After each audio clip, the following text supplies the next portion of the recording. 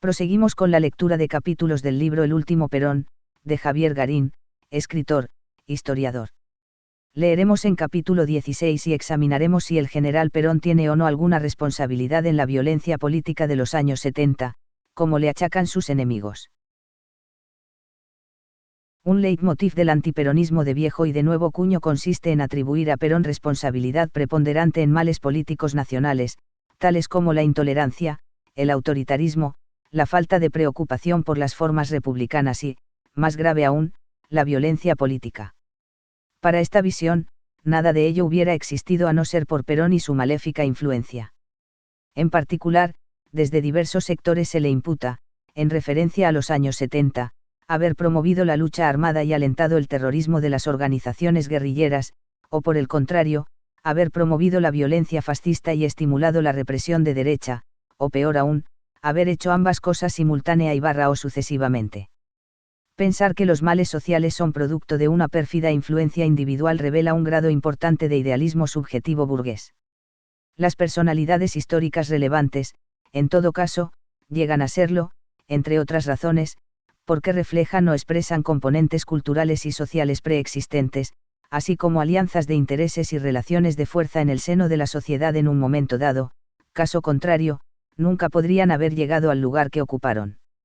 Y en el caso particular de la violencia, no es posible abordar la misma sin comprender que es una manifestación habitual de la lucha de clases, y que existen dos tipos de violencia de muy distinta naturaleza, como bien señalaba Perón, la de arriba, ejercida por las clases privilegiadas para oprimir al pueblo, y la de abajo, desplegada por las clases oprimidas para alcanzar su liberación.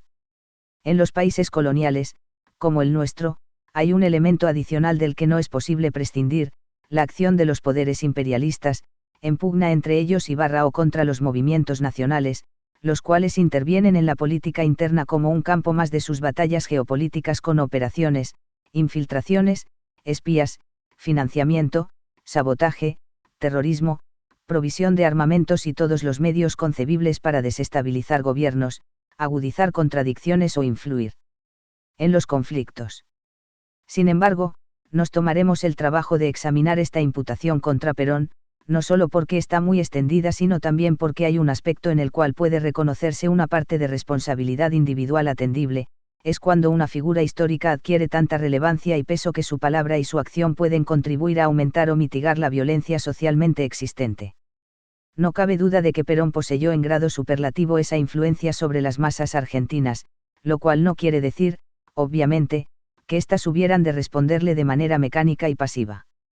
Tampoco cabe duda de que Perón no era el Mahatma Gandhi ni pretendía serlo, aunque se llamara a sí mismo un león herbívoro, un general pacifista, y aunque sostuviera que se había negado a resistir el golpe de Estado de 1955 para evitar una guerra civil y el derramamiento de sangre de los argentinos.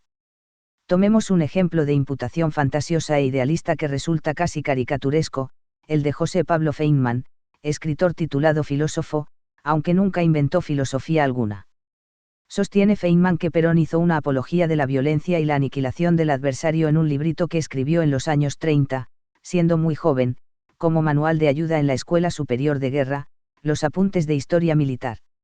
Estos apuntes, según Feynman, serían la semilla de la violencia política, pues en ellos Perón habla de la nación en armas, la conducción militar, las ideas de Clausewitz, el aniquilamiento del enemigo en una guerra, etc. Sugiere imaginativamente que estos apuntes fueron inspiradores de todas las violencias concebibles, pues habrían influido sobre los jóvenes montoneros lanzados a la lucha armada y sobre los políticos peronistas que firmaron en 1975 el decreto de aniquilamiento de la guerrilla, e incluso, habrían inspirado también a los genocidas de la última dictadura que a partir del 24 de marzo de 1976 aniquilaron a 30.000 personas, muchas de ellas peronistas, así Perón vendría a ser el maquiavélico responsable de la guerrilla, la represión a la guerrilla y el genocidio, a causa de unos nefastos e influyentísimos apuntes escritos en su lejana juventud. Nada tendría que ver con el genocidio, entonces, la reacción oligárquica e imperialista, y mucho menos la doctrina de seguridad nacional, no, habrían sido los apuntes de Perón los responsables. No es la primera vez que el pseudofilósofo hace este tipo de caricaturescas traspolaciones. En su libro Filosofía y Nación acusó a Mariano Moreno de ser el inspirador de la guerrilla setentista y del terrorismo de Estado a causa del Plan de Operaciones, infame documento que ejercería una maligna atracción desde 1810 sobre las mentes argentinas. Los montoneros serían, como Moreno, los proclamadores de una revolución con ideas pero sin pueblo. Moreno tendría la culpa de Firmenich. Lo propio hizo al denostar a Juan José Castelli, acusándolo falsamente de haber libertado a los indios contra la voluntad de estos últimos, relatando una anécdota falaz según la cual Castelli habría preguntado a los indios si querían ser libres y estos, necios y borrachos como corresponde a la fábula racista tradicional, le habrían respondido, queremos aguardiente, tatay. Castelli, también, como los montoneros, según Feynman, habría querido hacer una revolución sin tener en cuenta la realidad. Acostumbrado a hurgar en las bibliotecas, como buen ratón de las mismas, Feynman confunde los libros con los hechos y atribuye a los primeros influencias decisivas en los segundos. Con razón le responde irónicamente Norberto Galassou, la oligarquía argentina fue precisamente la que una y otra vez, desde Lavalle hasta Videla, pasando por el 16 de junio del 55, consideró enemigas a las masas populares y las masacró, sin haber leído el manual de Perón. Se encuentran más incitaciones a la violencia y a la destrucción del enemigo en la correspondencia de Sarmiento proponiendo la horca para Urquiza o celebrando el asesinato del Chacho Peñaloza que en estos apuntes, después de prodigarse por colocar a Perón como un autoritario responsable de la sangre derramada en varias décadas de historia argentina no ocasionada por el enfrentamiento entre las clases sociales sino por la siniestra prédica de sus apuntes militares, termina. Emparentándolo con otros predicadores de la violencia, Jean-Paul Sartre, Frantz Fanon y el Che Guevara. Faltaría agregar a esa lista a Mariano Moreno, a Maximiliano Robespierre, a Lenin, a Trotsky y a Fidel Castro. Cabe suponer que ellos también habrían leído el manualito de historia militar. Del tenor de estas acusaciones del filósofo oficial en Easy and Pop son la mayoría de las imputaciones contra Perón. En cuanto a la cultura política argentina, no hace falta recordar que la intolerancia, el autoritarismo y la violencia han sido una constante histórica de nuestra sociedad desde la época colonial, con una división de clases muy marcada. Aún sin considerar la guerra revolucionaria por la independencia, la normalidad histórica ha consistido, hasta el retorno democrático, en la violencia, la intolerancia hacia el disidente y la eliminación o persecución de adversarios. Así ocurrió en los enfrentamientos entre unitarios y federales, bajo el rosismo, bajo la tiranía de los porteños acaudillada por Mitre, en el régimen conservador oligárquico y hasta bajo el radicalismo. La política se practicaba cuchillo en mano y a los tiros, las elecciones solían ser una farsa, la voluntad popular fue burlada durante décadas. El fusilamiento de Dorrego, la actuación de la Mazorca, la guerra del Paraguay, el asesinato de Facundo y del Chacho Peñaloza, la represión a mansalva de los reclamos obreros, la Semana Trágica, la Patagonia Trágica, la aplicación de la ley marcial y la pena de muerte a civiles, los golpes de Estado, el fraude y la tortura en la década infame, son otros tantos ejemplos de una violencia y autoritarismo constantes, incluso bajo el interregno democrático de Irigoyen, quien tenía un discurso obrerista cuando los obreros eran radicales y mansos, pero si los obreros eran anarquistas y revolucionarios, los mandaba a reprimir sin asco. Es cierto que los primeros gobiernos de Perón, hasta 1955, sentaron un precedente de autoritarismo peronista, marcado por el estilo nada contemplativo y sí muy verticalista de conducción del líder, del que brinda sobrados ejemplos su libro Conducción Política, la persecución a ciertos sectores de la oposición, el hostigamiento poco sutil a la prensa reaccionaria, el encarcelamiento de dirigentes, artistas y gremialistas contreras, los grupos de choque al estilo de la Alianza Libertadora Nacionalista, personajes oscuros como Osinde, acusado de torturador y décadas más tarde involucrado en Ezeiza, etc. Pero también es cierto que ello formaba parte de prácticas habituales en la Argentina, en cierta manera explicadas, si no justificadas, por la agresión constante y violenta que sufrieron los sectores populares integrantes del peronismo a manos de una oposición oligárquica y pequeño burguesa, radicalizada y furiosa, que llegó a colocar explosivos para asesinar civiles y arrojar bombas desde aviones sobre ciudadanos indefensos. No olvidemos que el exabrupto de Perón llamando a matar a 5 de ellos por cada uno de nosotros fue en respuesta a un atentado terrorista. Sin embargo, es cierto que Perón lo dijo, y lo dijo frente a una multitud enardecida, como también enunció aquel despropósito de a los amigos todo, a los enemigos ni justicia. Que Perón no era precisamente tolerante en aquellos tiempos resulta tan cierto como que mucho menos lo eran los antiperonistas, pero es claro que el gobierno siempre tiene una dosis mayor de responsabilidad. Algo que tampoco puede ser puesto en duda es el menosprecio del peronismo histórico hacia las formas republicanas y burguesas, y peor aún, hacia el respeto irrestricto de los derechos individuales. Fue un fenómeno de época no limitado al peronismo, sino de alcance mundial. En las discusiones en torno a la Declaración Universal de los Derechos Humanos en las Naciones Unidas se observó la contraposición entre derechos sociales, defendidos por los países socialistas, y derechos individuales, sostenidos como divisa de guerra por los países capitalistas anglosajones. Parte de esta absurda dicotomía se manifestó también bajo el peronismo. Este fue, en la Constitución de 1949, el movimiento que plasmó el constitucionalismo social en la Argentina, reconociendo los derechos de trabajadores, ancianos, niños y sectores vulnerables, así como la función social de la propiedad y la riqueza y el dominio estratégico del Estado sobre los recursos naturales fundamentales. Tales logros, que han ganado para Perón y los suyos un lugar de altísimo honor en la historia argentina, se vieron acompañados de una actitud desdeñosa de los derechos individuales o burgueses. De allí que la intolerancia política, las afiliaciones obligatorias, la vigilancia y el control político, las represalias, etc., eran considerados peccata minuta al lado de las grandes consagraciones de derechos sociales debidas al peronismo. Pero una vez más cabe consignar en su descargo, estos vicios autoritarios no eran exclusivamente peronistas. El país venía de un régimen ultraconservador que se burlaba de la soberanía popular y hacía hincapié en las formas, pero formas farsescas, vaciadas de contenido, a tal punto que los custodios de la constitucionalidad formal, es decir, los miembros de la Corte Suprema de Justicia de la Nación, habían avalado el golpe de Estado contra Irigoyen, máxima violación constitucional concebible, mediante la doctrina de facto. No podemos ser excesivamente severos con Perón cuando vemos lo que hacían sus contradictores y críticos. Los mismos que clamaron contra el dictado de la Constitución de 1949 argumentando que había errores formales en la declaración de necesidad de reforma y la convocatoria a la Convención Reformadora, no dijeron absolutamente nada cuando la Revolución Fusiladora derogó por decreto esa Constitución, y mucho menos cuando se procedió a fusilar a militantes civiles peronistas en los basurales por invocación de una injustificable ley marcial. Tampoco se oyó a los formalistas alzar su voz durante casi 2 décadas para reclamar por la proscripción del peronismo, que privó a las mayorías populares del derecho de votar al partido y al dirigente por los que se sentían representadas. Perón alentó efectivamente la violencia política como táctica de lucha en los años de la resistencia peronista, al iniciar el camino de la proscripción y el exilio. Asimismo, alentó a montoneros y a la juventud combativa a tomar las armas contra la dictadura militar de Onganía, Livingston y Lanusse. Eran parte de su táctica de erosión mediante la violencia sistemática contra la dictadura, para obligarla a aceptar sin condiciones su regreso político triunfal. Como un virtuoso del piano, tocaba con la mano izquierda y con la derecha, y mientras enviaba a algún que otro delegado negociador a hacer el desgaste político, las formaciones especiales ejecutaban el trabajo de resistencia violenta e intransigente.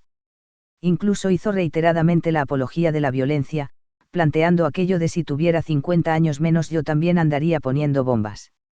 Ahora bien, cabe preguntarse, ¿esta violencia es, política y o moralmente, reprochable? Desde la Edad Media se encuentra reconocido, como un derecho humano fundamental, reafirmado por todas las declaraciones de derechos el de resistencia a la opresión. Un movimiento popular mayoritario, como el peronismo, proscripto y excluido hasta el extremo absurdo de no poder pronunciarse el apellido de su líder en los medios masivos, combatido y reprimido mediante cárcel, palos, bombardeos y fusilamientos, sujeto a conspiraciones y atentados con bombas como los que el propio Perón debió sufrir en el exilio, no hizo más que actuar en ejercicio de un derecho al sublevarse contra sus verdugos. Perón supo resumirlo en una frase contundente: la violencia en manos del pueblo no es violencia, es justicia. En Declaraciones a la Nación, manifestó en 1972, el régimen instaurado actualmente es un régimen de violencia dictatorial. Se fusila, se masacra a nuestros partidarios, como ocurrió entre Liu. La violencia del gobierno trae aparejada la violencia del pueblo. Al respecto, no creo que existan motivos valederos de impugnación contra Perón. Más cuestionable resulta, quizás, su apoyo, su asentimiento o su silencio frente a ejecuciones y crímenes políticos durante la lucha antidictatorial previa al retorno democrático, como los asesinatos de sindicalistas traidores y el ajusticiamiento de Aramburu.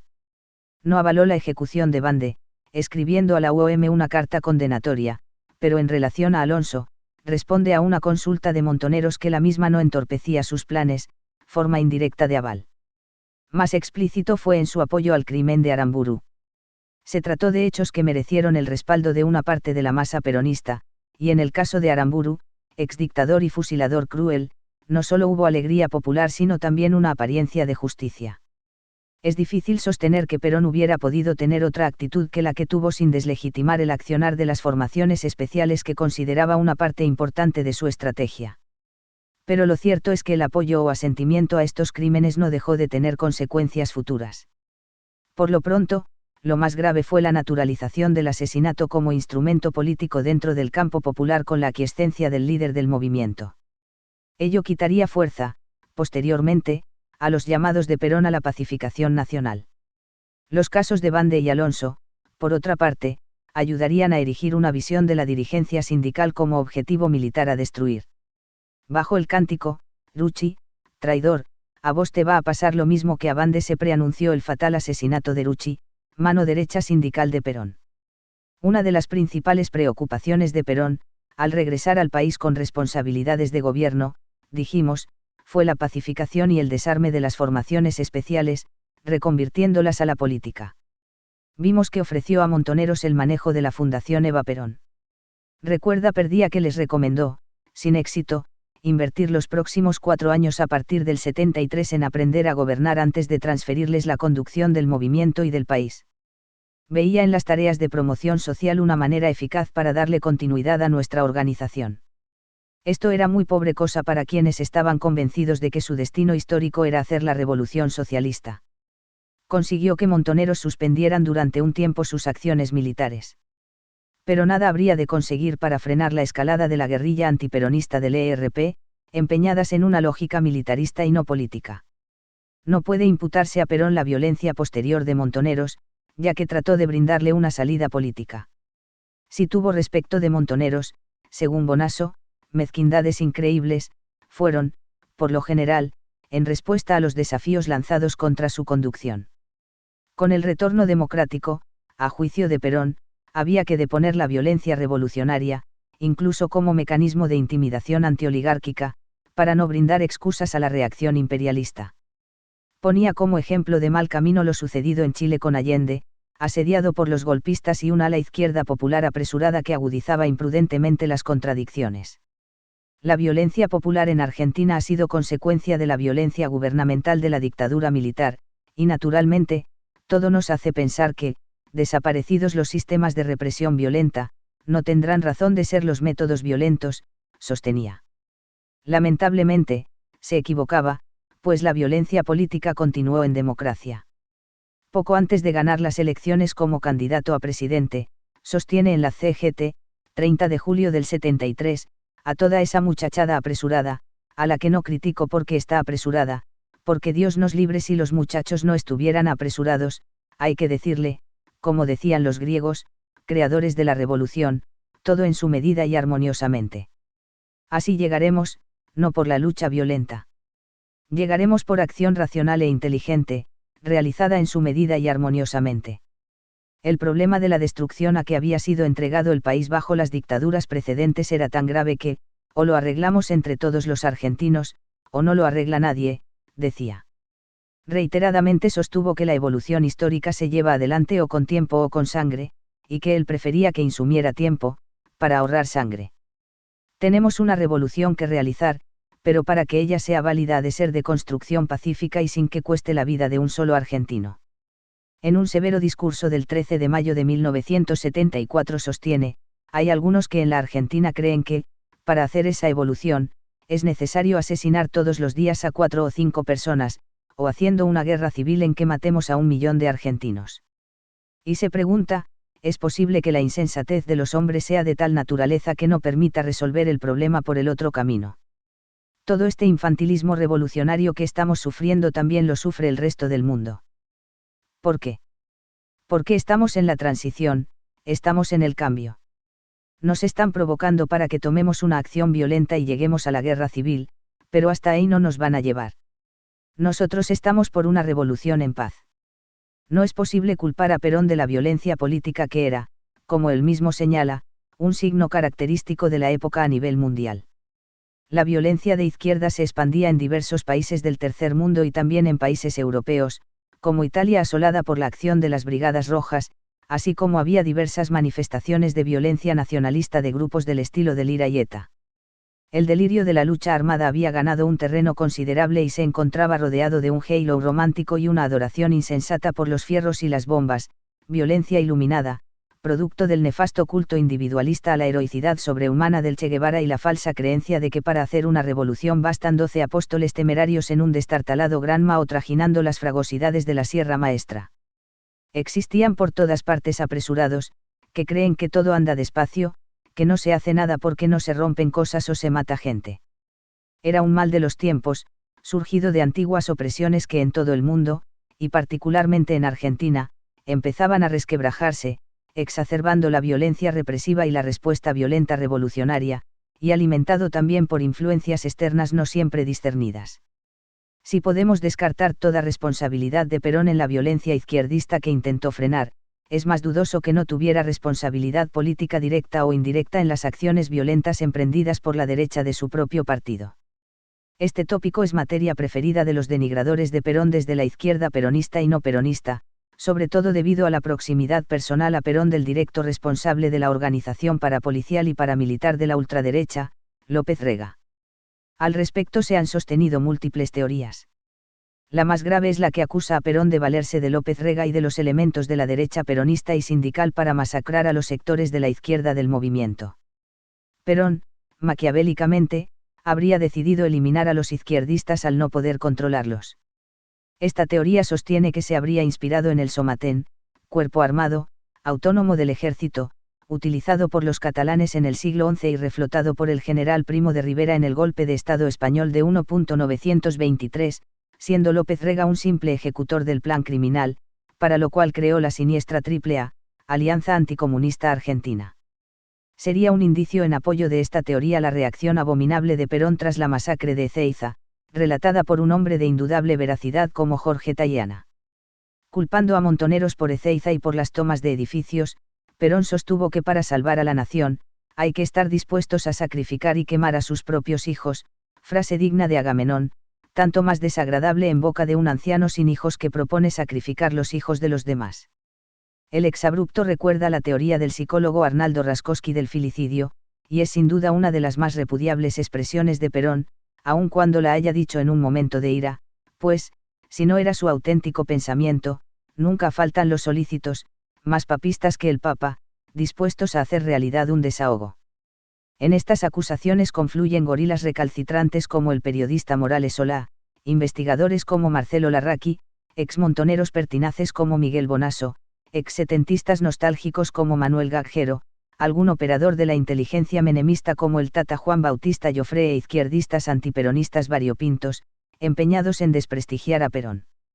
Un resumen de los argumentos puede extraerse del colaborador de La Nación Hugo Gambini, quien sostiene en un artículo, falseando ostensiblemente citas en su afán de presentar a Perón como un fascista obcecado, que, a partir de la muerte de Rucci, el presidente electo decidió, como buen militar, destruir a montoneros. Examinaremos uno a uno sus argumentos, que resumen todos los de los antiperonistas de izquierda y de derecha, y hasta de quienes se dicen peronistas. Afirma Gambini que Perón invocó la necesidad de crear un Somatén recordando charlas en Madrid con el coronel franquista Enrique Herrera Marín, quien le acercó un proyecto de represión basado en la experiencia de la Guerra Civil Española, en el que se habría inspirado para crear la AAA, según Larraqui. La expresión Somatén habría sido oída por Gloria Videgain, hija del gobernador de Buenos Aires, en charla de Perón con su padre, y a partir de allí ha sido instalada en el imaginario por Miguel Bonasso en su obra de ficción histórica, El presidente de que no fue, donde relata que estando Gloria Videgain en Madrid, acompañando a su padre, gobernador bonaerense de la tendencia, en una tertulia, Perón se volvió hacia don Oscar y dijo algo extraño, que la jovencita tardaría años en descifrar. Lo que hace falta en Argentina es un Somatén. Agrega que la palabra permaneció en la memoria de la joven, la sombra de aquella charla se extendería sobre los cadáveres que la Alianza Anticomunista Argentina sembraría en los bosques de Ezeiza, alimentando una sospecha que Gloria no podría confesarse nunca, la idea de que la Triple A no había nacido de la cabeza de López Rega, sino en la del propio Perón. Como es harto evidente que Perón nunca explicaría sus presuntos planes asesinos, precisamente, a aquellos a quienes pensaba exterminar, Bonasso se ve en la obligación de aclarar que el viejo estaba confundido con Óscar Videgain y creía que seguía siendo un nacionalista de derecha. Parece ser que el confundido es Bonasso, toda vez que Perón había puesto a Videgain como gobernador, entre otras razones, por sus vínculos con la tendencia, desplazando al candidato de la derecha, Anchorena, y equilibrándolo con la vicegobernación del derechista Calabró. Esta historieta, repetida y agrandada por Feynman, se ha convertido en la pieza principal de cargo contra Perón. Un historiador debe ser especialmente cauteloso cuando la escena proviene de un novelista que además, mantiene motivos de resentimiento hacia Perón. Pero la propia Gloria Videgain ha escrito una carta pública a Feynman donde sostiene que Perón mencionó el Somatén frente a la juventud peronista, y que los sentimientos, sospechas terribles, pensamientos, etcétera que se me atribuyan corren por cuenta del escritor Bonasso. Yo no solo no los comparto, sino que los combato, ya que es tan absurdo creer que Perón fue jefe de una banda de asesinos terroristas como las tristemente célebres 3A, como útil para quienes quieren convertirnos a los peronistas en victimarios cuando siempre hemos sido víctimas. Se advierte que las referencias al Somatén ante la juventud peronista carecen del significado anunciador de la Triple A que se les pretende adjudicar, porque, una vez más, no las iba a anticipar a sus propias víctimas. También se advierte que la vinculación del Somatén con la Triple A y la masacre de Ezeiza en la mente de Gloria Videgain, no es más que ficción del escritor, pues ésta piensa todo lo contrario. Gambini, al igual que otros antiperonistas fanáticos, ubica la partida de nacimiento de la Triple A en aquella reunión del 1 de octubre de 1973 y en el documento reservado del Consejo Nacional Justicialista, dado a publicidad por el diario La Opinión al día siguiente, que postula aunar esfuerzos para erradicar a los infiltrados del movimiento. Tal como hemos explicado, no resulta muy verosímil que se cree una organización terrorista paraestatal mediante un documento reservado distribuido a los gobernadores, varios de ellos pertenecientes a la propia tendencia a la que se quiere eliminar, y filtrado desaprensivamente a la prensa. Aunque el documento tiene un tono tremebundo, constituye una inferencia poco seria suponer que haya sido la partida bautismal, bendecida por Perón, de la organización paraestatal. Se trata de una serie de instrucciones dispuestas por el Consejo Partidario, en las que en ningún momento se plantea acción criminal alguna, ni se propone la eliminación física de nadie, ni actos terroristas contra los izquierdistas, sino solamente medidas para su identificación y expulsión del movimiento. No es un ejemplo de tolerancia y democracia interna, pero tampoco es el homérico llamado al exterminio con que los gorilas pretenden presentarlo. Ha de tenerse presente que se habría escrito, precisamente, como respuesta al asesinato de Rucci, de allí su tono escasamente amigable por ser leve con los autores confesos del crimen. Interviene ahora en la polémica el Tata Juan Bautista Joffre, antiguo jefe de la Said menemista, espía, operador de los indultos a montoneros y genocidas de Menem, y busca echar sobre los hombros de Perón el origen de la represión ilegal llevada a cabo por los militares procesistas. Dice que el documento fijaba directivas para terminar con el entrismo de la izquierda, lo cual es cierto, pero da un paso más y asegura haberlo entregado para su análisis a un oficial retirado especialista en inteligencia y estrategia militar, cuyo nombre no revela, del cual surgiría que se trata de un documento donde se justifica la matanza de montoneros y se crea una estructura paralela a la del Estado para hacer inteligencia y asesinarlos. Esta interpretación no es más que eso, una fantasiosa creación de Joffre y su misterioso militar amigo, que no surge de la letra del documento, y cuya única finalidad es lavar la cara a la represión ilegal llevada a cabo por la dictadura, haciéndola aparecer como una consecuencia de una supuesta orden emanada del Consejo Partidario y avalada por Perón. Se invoca asimismo el testimonio indirecto o de oídas en la causa penal donde se investiga la Triple A que prestó Eduardo Luis Duhalde, a quien Antonio Benítez, ministro de Cámpora, de Perón y de Isabel habría alertado sobre la realización de reuniones de gabinete en las que López Rega y el comisario Villar exhibían fotografías y nombraban personalidades políticas que debían ser depuradas de la infiltración marxista, y que Perón se limitaba a escuchar, sin aprobar ni desaprobar a quienes aludieron a la necesidad de operar por izquierda. Gambini lleva aún más lejos su interpretación y sostiene que en esas reuniones se elaboraban listas de futuras víctimas o se decidía en ese momento su asesinato. ¿Qué dijo el invocado testigo, el recordado y prestigioso Dr. Duhalde, en un reportaje del año 2011, sobre la triple A? Su primera acción fue la bomba que le pusieron al dirigente radical Hipólito Soulahari Irigoyen, en noviembre del 73. Ellos lo asumieron con un comunicado. Pudieron haber hecho otras operaciones sin firma, pero el primer asesinato notorio fue el del sacerdote Carlos Mujica, en el 74. No se llegó a una condena, pero testigos identificaron la presencia del comisario, Rodolfo Almirón, en el atentado. No lo firmaron, tal vez porque Perón vivía. Y López Rega, mentor de la AAA, no tenía la autorización de Perón para el lanzamiento de esa actividad criminal. Muy por el contrario, Perón mandó a Isabel y a López Rega a visitar a Soulahari Irigoyen para saludarlo y repudiar al atentado. Fue una señal clara de que la AAA no contaba con la anuencia de Perón para operar. Es decir, que el Dr. Duhalde, durante años secretario de Derechos Humanos de la Nación, no solo no pensaba que Perón consentía asesinatos en reuniones de gabinete, entre los cuales se habría contado el suyo propio, no consumado, y el de su amigo Rodolfo Ortega Peña, sino que pensaba todo lo contrario.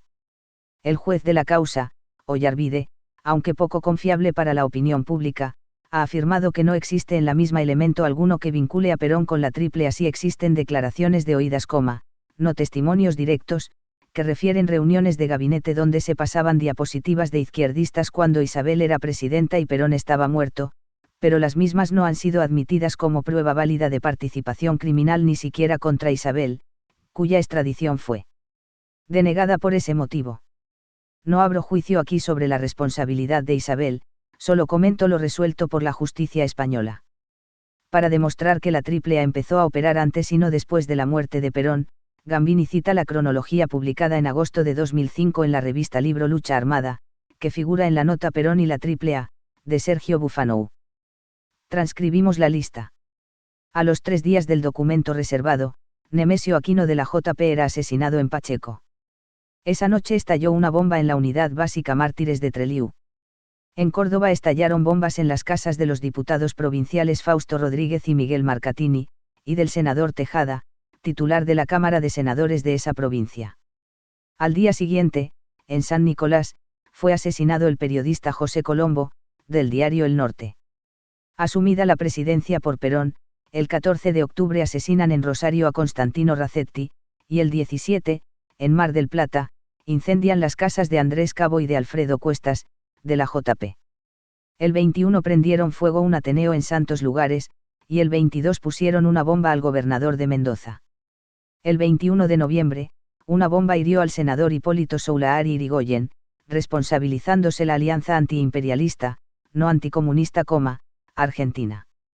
El 23 de enero se ametralló el frente de la casa del dirigente peronista Manuel Héctor Delgado, y a los 5 días secuestraron y mataron a José Contino de la JP. El 29 de enero apareció por primera vez un comunicado de la AAA con una lista negra de futuras víctimas: Silvio Frondizi, Mario Hernández, Gustavo Roca, Mario Santucho, Armando Jaime, Raimundo Angarou, René Salamanca, Agustín Tosco, Rodolfo Puigros, Manuel Gagjero, Ernesto Giudici, Roberto Quieto, Julio Traxlar, los coroneles Luis Perlingue y Juan Jaime Cesio, y el obispo Luis Angelelli, de La Rioja. El 8 de febrero fue la conferencia de prensa en que Ana Gusetti le preguntó a Perón sobre las 25 unidades básicas voladas y 12 militantes muertos o desaparecidos en las últimas 2 semanas. El 19 de ese mes fueron secuestrados y asesinados Jorge Antelo y Reinaldo Roldán, del ERP. En San Nicolás, fue asesinado el 16 de marzo el radical Rogelio Elena, el 30, en Lomas de Zamora, Pedro Hansan, dirigente de la JP, el 31, en Lanús, Héctor Félix Pitrouni, el 9 de abril fueron secuestrados Ricardo José González, de la JUP, y Antonio Iglesias, de Vanguardia Comunista. El 25 de abril, en Monte Grande, fue asesinada Liliana Ivanov, de la agrupación Evita. El 11 de mayo en Mataderos fue asesinado el sacerdote Carlos Mujica, presuntamente por Rodolfo Almirón, uno de los jefes de la AAA. El 28 se hallaron los cadáveres de Óscar Dalmacio Mesa, Antonio Mousis y Carlos Domingo Cila, fusilados en Pilar. El 2 de junio, fue muerto Rubén Poggioni del PC. El 6, Gloria Moroni fue secuestrada y torturada. El 14 se denunció la desaparición de Juan de Dios Odriozola. Según Gambini, en la presidencia de Perón se identificaron 15 cadáveres, sin contar los secuestros. Luego, con su esposa en la presidencia, la cifra se elevaría casi al millar.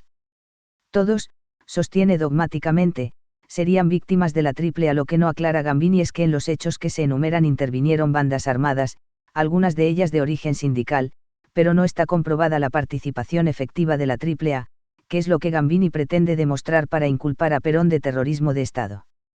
Que había atentados, ya lo sabemos, pero él alega que ya entonces los hacía la triple A y no lo prueba. Frente a esta teoría que intenta comprometer directamente a Perón en la organización y manejo de la triple A, existen opiniones fundadas de rechazo. El propio Perón, en numerosas intervenciones públicas, algunas de ellas citadas en el curso de este libro, hizo saber que no estaba de acuerdo con la represión ilegal. El diputado Carlos Cancal, entonces enfrentado a la conducción de Perón, lo exculpó también de esta acusación. Firmenich se niega a endosar a la triple A la mayoría de los crímenes contra la izquierda ocurridos durante la presidencia de Perón, sosteniendo que fueron cometidos por otras organizaciones de la derecha peronista, como el Comando de Organización, y que ello tiene un carácter muy distinto. Perón lo que podía entender es que había fracciones ideológicas del movimiento enfrentadas y que todas eran combatientes y todas armadas. Tengo a los montoneros, tengo al CDO, tengo a las patotas sindicales, tengo a la Guardia de Hierro, distintos sectores, los caudillos provinciales, y todos armados, acá son todos beligerantes. Había llegado al poder con una fuerza beligerante, heterogénea, multitudinaria, con distintas fracciones ideológicas, y todas armadas, y que después cada una quiere conservar su poder y ninguna está dispuesta a dejar las armas. Es una dinámica política distinta de lo que es la triple A, que no es ningún sector político del movimiento. López Rega no es eso, es otra cosa. Es un eslabón de negociación con la CIA.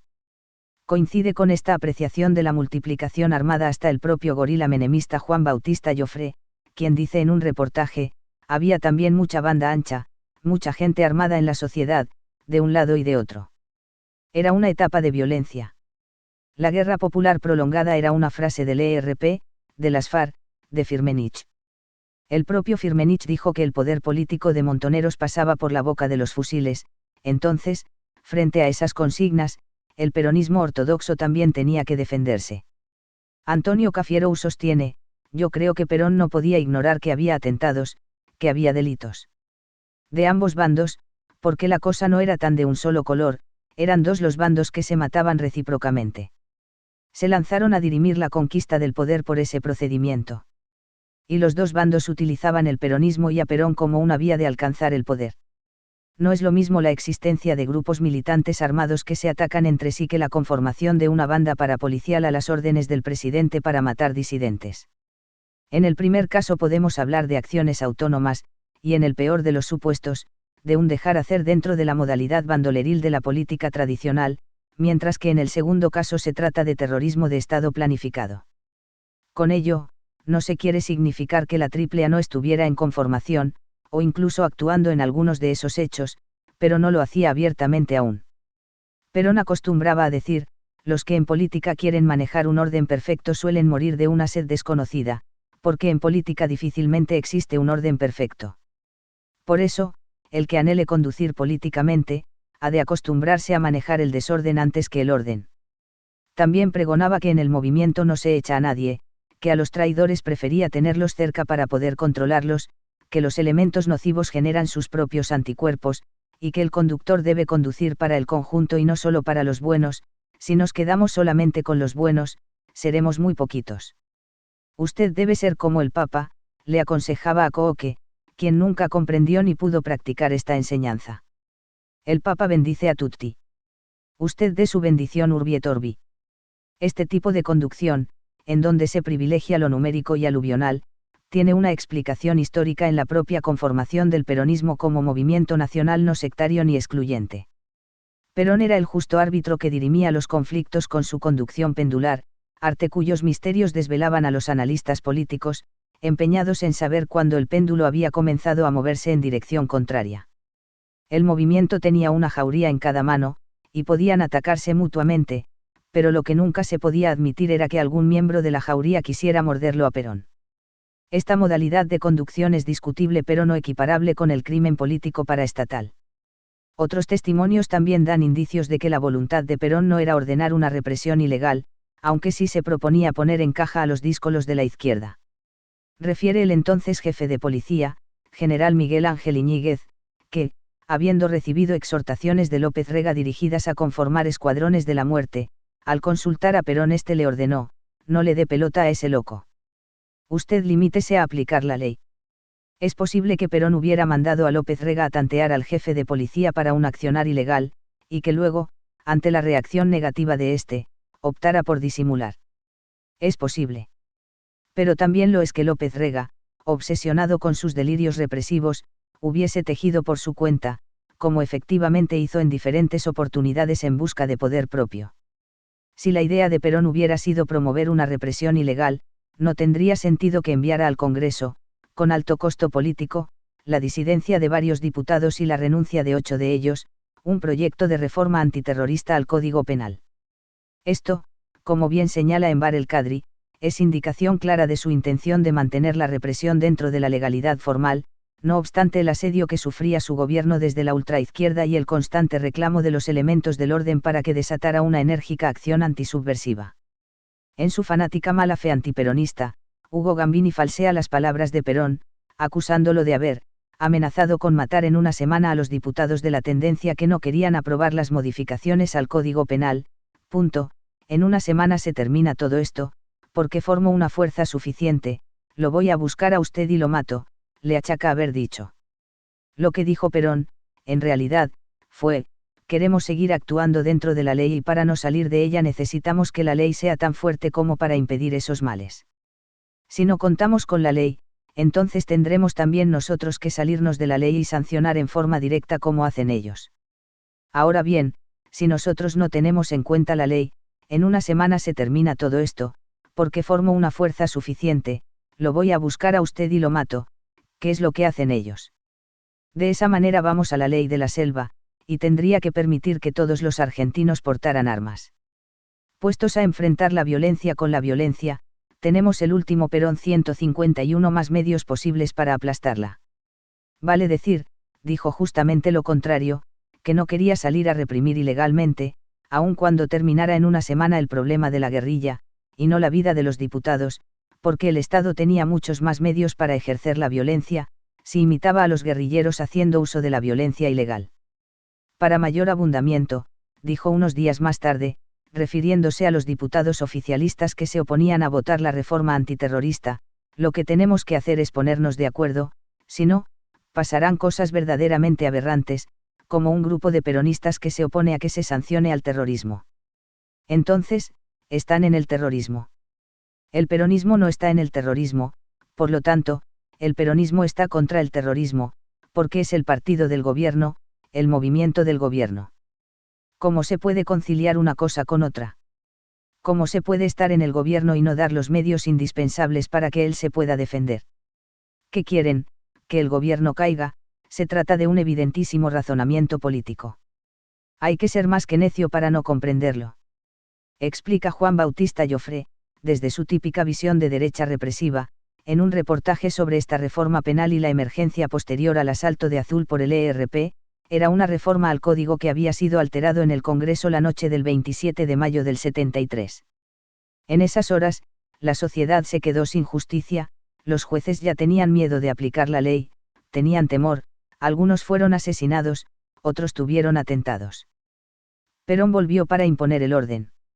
De este mismo modo falaz y tendencioso se utiliza la expresión anticuerpos como si fuera una consigna pronunciada por Perón en 1973 para lanzar la AAA, pero resulta que nada tiene que ver con la AAA, pues era una frase más que habitual de Perón, indicativa de que el líder no necesitaba echar a nadie, pues el movimiento creaba sus propios anticuerpos contra los malos elementos. Aparece, por ejemplo, en el documental sobre actualización doctrinaria que data de cuando estaba en el exilio. En una posición intermedia entre quienes inculpan a Perón y quienes lo eximen o minimizan su responsabilidad, se puede citar a la investigadora Inés Izaguirre, quien, con discutible terminología que parangona la situación existente en el país con una guerra civil lanzada en el combate de Ezeiza, compara el número de víctimas de izquierda en atentados y secuestros antes y después de la muerte de Perón, concluyendo, creemos que su muerte es el momento justo en que las bandas armadas, reunidas bajo la denominación de AAA, se lanzan sin tregua ni reparo a la liquidación del enemigo subversivo. Los datos del cuadro 1, cuadro de bajas denunciadas del campo popular, indican con claridad que la figura de Perón, mientras vivió, funcionó como contención, en particular para la derecha de su partido, y si bien los ritmos de la guerra civil prosiguieron con la tendencia creciente de las bajas en la fuerza revolucionaria desde el inicio del gobierno constitucional, la muerte de Perón marca un momento claro en la intensificación de la guerra. Galasou sostiene que la AAA no actuó sistemáticamente en vida de este. Los secuestros y asesinatos que se producen en esta época se hallan más vinculados a organizaciones peronistas de derecha como el Comando de Organización o la Concentración Nacionalista Universitaria que a las 3A. Y cita la opinión de Santiago Pineta, biógrafo de López Rega: en vida de Perón las operaciones de las 3A fueron escasas, y su verdadero y cruel volumen es alcanzado a partir de su muerte. Asimismo cita a José Pablo Feynman, quien, en uno de sus raros intervalos lúcidos, sostiene que Perón se negó a la creación de escuadrones de la muerte y que las acciones de la AAA fueron mínimas durante su gobierno, agregando a modo de crítica: Perón controlaba los delirios criminales de López. Pero los conocía. Sabiéndose viejo y enfermo, no ignorando la influencia que López tenía sobre Isabel, ¿ignoraba acaso que una vez producida su muerte, López pondría en vertiginosa acción a los escuadrones de la muerte? Se trataría, pues, de una responsabilidad por omisión. También cita el testimonio de Carlos Flascamp: recién con la muerte de Perón el grupo lópez-reguista encontró campo libre para desplegar toda su agresividad. El ataque al senador Soulaari Irigoyen, firmado por la Alianza Antiimperialista Argentina, parece un acto de patoterismo sindical por su oposición a la ley de asociaciones profesionales promovida por la CGT y Lorenzo Miguel, directos beneficiarios de la misma.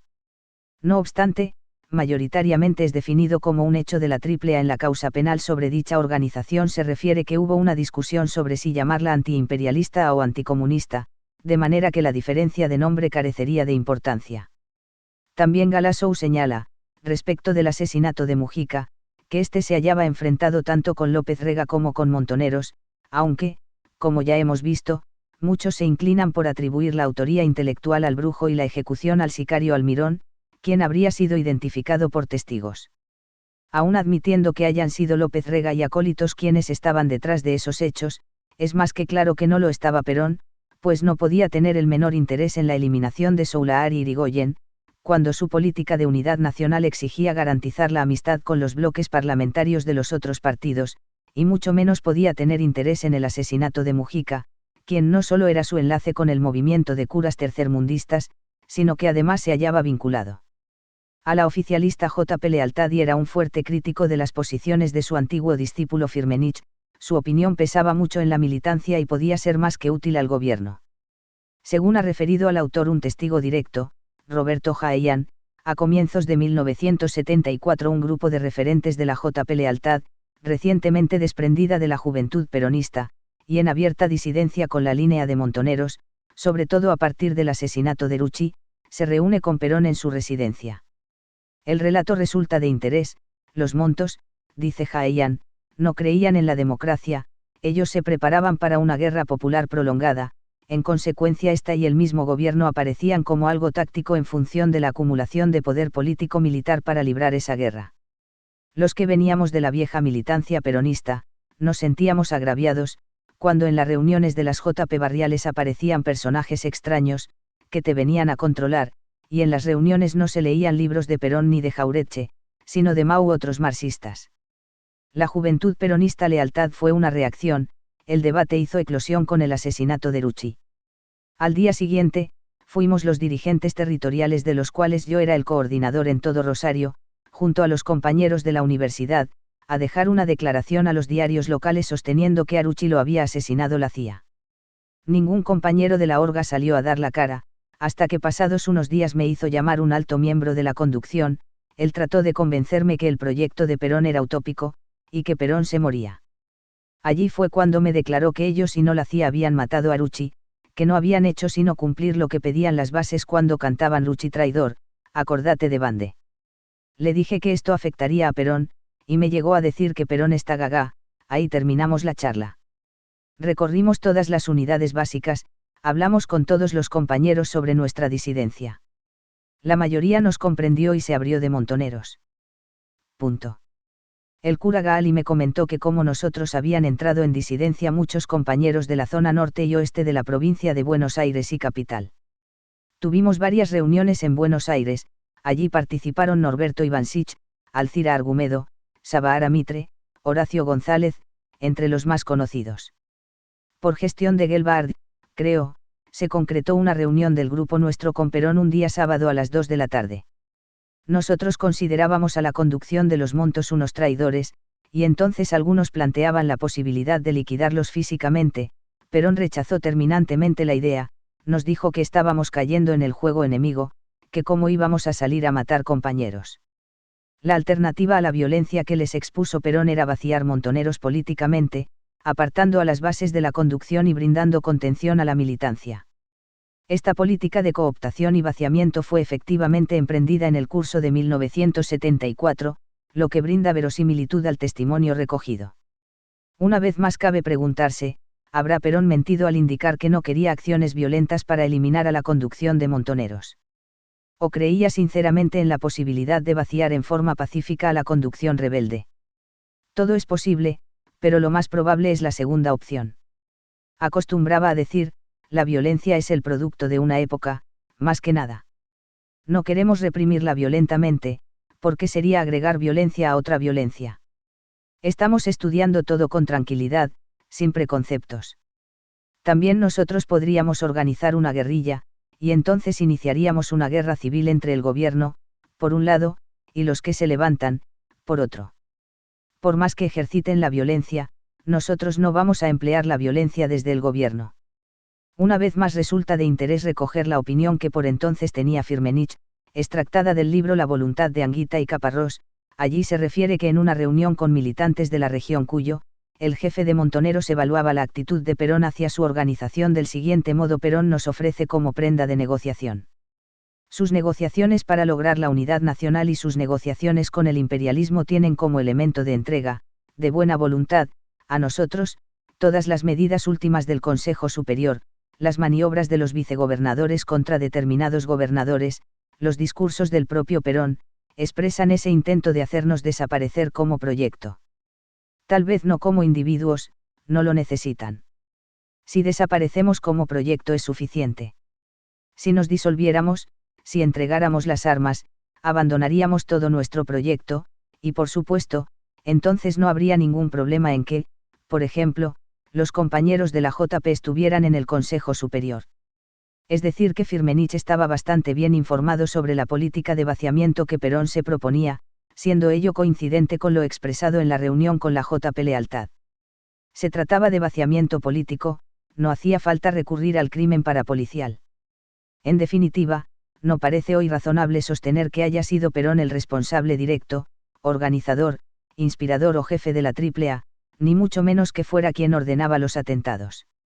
Su responsabilidad consiste, más bien, en el papel que permitió jugar a López Rega, así como a Isabelita, quien terminaría convirtiéndose en instrumento de los delirios asesinos del Brujo. Perón habría comprendido tardíamente esta situación, pero sus tentativas de corrección resultaron extemporáneas y por lo tanto fallidas. No es posible arrojar sobre él una condena histórica, que algunos irresponsables de mala fe sostienen y desean, ni mucho menos intentar vincularlo con la tragedia terrible ocurrida después de su muerte, durante el gobierno de Isabelita o bajo la dictadura genocida que la derrocó.